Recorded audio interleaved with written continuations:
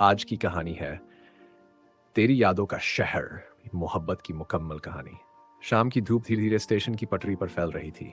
आसमान सुनहरा हो चला था, लेकिन आरुव की आंखों में अब भी वही पुराना सूनापन था। हर रोज की तरह आज भी वो उसी बेंच पर बैठा था जहां कभी उसकी दुनिया बसती थी।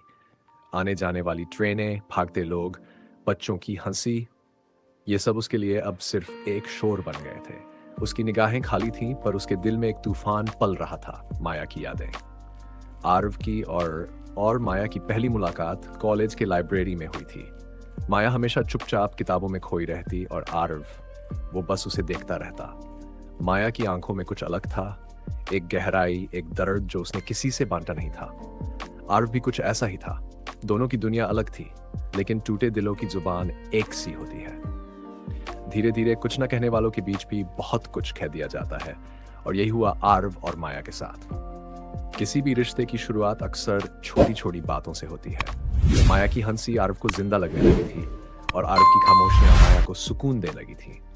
दोनों एक दूसरे के बिना कुछ कहे सब कुछ समझ जाते। वो पार्क की बेंच, कॉलेज की सीढ़ियां, लाइब्रेरी की खामोशी, सब उनके प्यार के गवाह बनते गए। लेकिन हर मोहब्बत को मुकम्मल होने का मौका नहीं मिलता। जैसे ही उनका रिश्ता गहराने लगा, माया की तबीयत बिगड़ने लगी। कुछ ही हफ्तों में उसकी हालत इतनी गिर गई कि उसे अस्पताल ले जाना पड़ा। तमाम टेस्ट हुए, और एक दिन डॉक्टर ने जो बताया उसने आरव की रूह तक को हिला दिया। माया को ब्लड कैंसर था, 3रे स्टेज पर। आरव ने उस दिन खुद को कमजोर नहीं पड़ने दिया। उसने खुद को माया की ताकत बना लिया। माया ने जब उसे देखा तो उसकी आंखों में डर नहीं था, बल्कि एक मुस्कान थी। उसने कहा, कम से कम अब तो तू मुझसे शादी करेगा?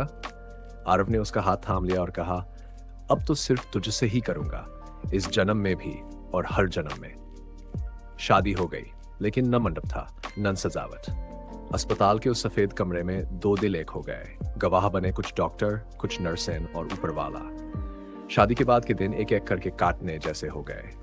माया अब भी मुस्कुराती थी, लेकिन उसकी आंखों की चमक धीरे धीरे बुझ रही थी।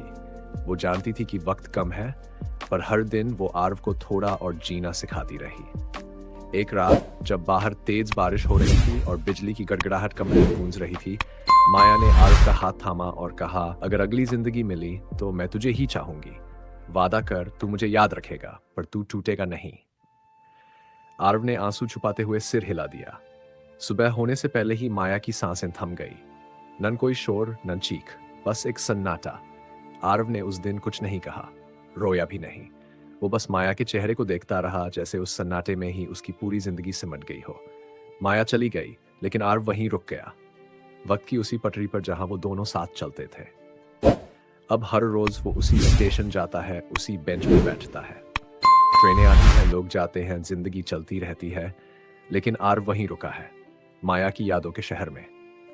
लोग पूछते हैं, किसका इंतजार करते हो? वो हल्की मुस्कान के साथ कहता है, जिसने वादा किया था लौट आने का।